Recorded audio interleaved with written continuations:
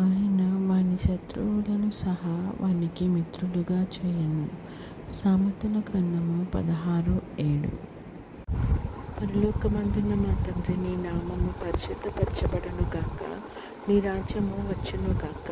నీ చిత్తం పరలోకమందు నెరవేర్చున్నట్లు భూమి యందు నెరవేరును గాక.